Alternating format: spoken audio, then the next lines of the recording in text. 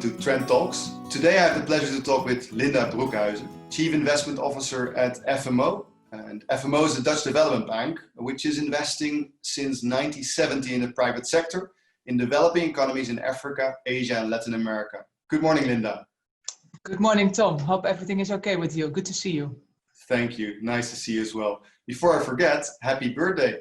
50 years of impact for FMO now, and you've been part of this for 20 years already. What is a personal highlight for you? Yeah, the highlight was the celebration we had 2 weeks ago with all my colleagues. Unfortunately, not a live event, but a virtual celebration. Yeah. Still, it felt like a good moment to celebrate all the work that my colleagues have been doing, how they have been working together, also to achieve the impact, particularly also in the renewable energy, in the financial sector, and in the agribusiness sector where we are active. And it was great to see that we had a small clip of a number of our clients sharing with us why they like to work with FMO and how they appreciated the work with us. Oh, cool. That's a nice initiative. Yeah, because since we last met in February, a lot has happened. In a nutshell, how is a development bank like FMO impacted by this crisis?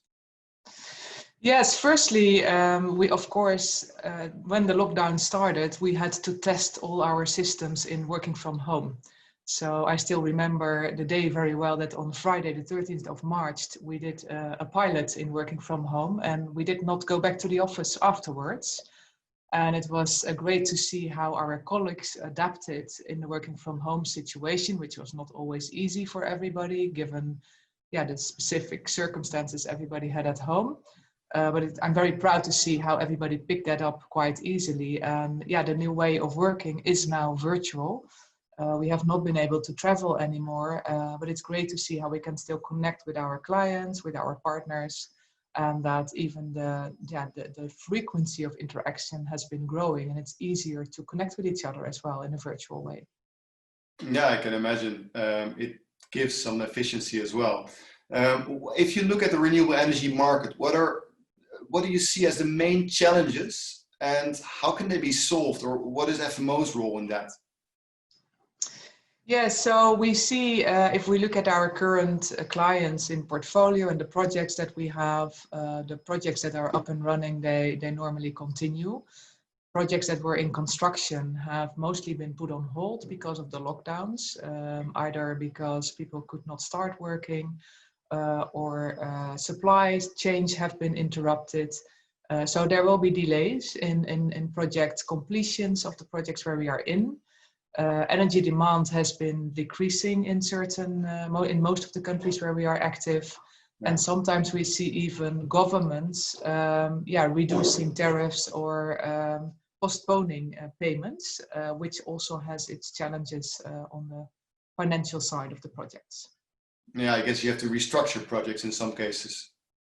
We do, and at the request of clients, we are able to look into deferrals of payments from 6 months or 12 months, depending on the type of project.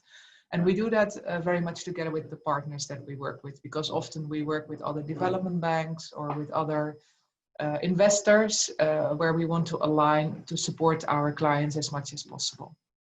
Yeah, I can imagine. If you look at, a lot is developing now, but there's also new trends and opportunities.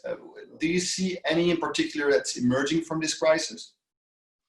Yeah, I would say technology and the role of technology is growing very quickly, not only in communication, of course, in the way we engage with each other, but also to see if technology can find solutions to reach, for instance, underserved people in rural areas in the markets where we are active. This could be through remote energy, financial services. It could be digitization that is strongly increasing in a fast way. In the energy sector, we could look at more remote as well, off-grid solutions or mini-grid solutions that can also be strengthened in rolling out more local solutions instead of looking at the more centralized on-grid solutions. Okay, so that means diversification of your portfolio as well. Yes, definitely. And there are several reasons for that, because we also see that despite the current international crisis situation, there is quite some public and private funding available, also in light of the blended finance that we have been seen growing a lot for the more traditional power generation, also in the solar sector. So we also see our role as development finance institutions to look at new markets where there is more of a financing need. And then we also look at new technologies, particularly for storage, for instance, because the combination of energy storage is also very important for the solar market going forward. Yes. Indeed, off-grids, mini-grids, but also C&I, the corporate and industrial sector, where we also see an increasing demand for more local power solutions, renewable solutions for industrial production, for instance. So these are all transmission distribution. I shouldn't forget that one. That's another sector which, we also see growing and where there's more privatization going on, where we can also play a role. Yeah, I can imagine. Interesting. So there is actually a lot of development in the sector. And when it comes to financing, how do you see the role of DFI and DFI like FMO change or develop through this crisis? Yeah, so we are needed more than ever, which is also special to conclude in our 50th birthday that we do think we have a role to play also for the coming 50 years. And the role might change, but definitely we see a big need to support local entrepreneurs in developing economies. In the energy sector, as I said, we see the role changing to really go to those markets and those countries where we are most highly needed, because there's lack of finance available, and we need to support also technological developments in that respect. Yeah. And at the same time, the impact of the COVID-19 crisis is that the gap of the people who need access to energy, for instance, is increasing. And with the current trend, we still see that in 2030, when we actually want to have finalized the Sustainable Development Goal agenda, in 2030, there's still 620 million people who need access to energy. And 85% of those people are living in Africa. Yeah, there's a lot of work to be done in that sense. Yeah, indeed, contributing to reaching these Sustainable Development Goals is an important part of your core business. How can this crisis also have an accelerating effect on reaching those goals?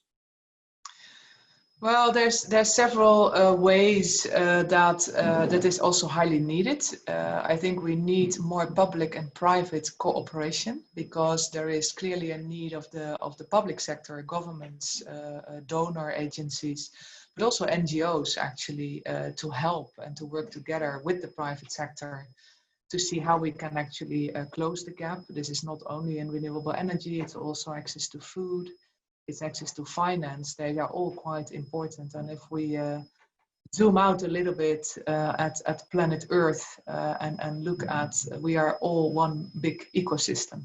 Yeah. And what COVID-19 has shown us, that this ecosystem is really interconnected, and we are interconnected with each other.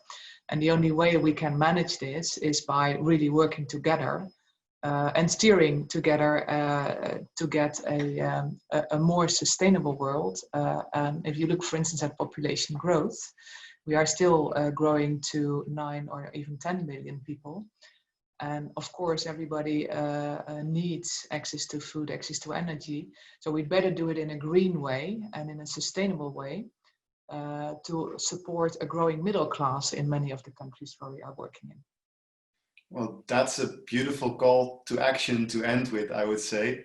Thank you very much for this interview, Linda. I wish you all the best, and hope to speak to you soon in person again. Thank you very much. Have a nice day. See you. Bye-bye. Bye.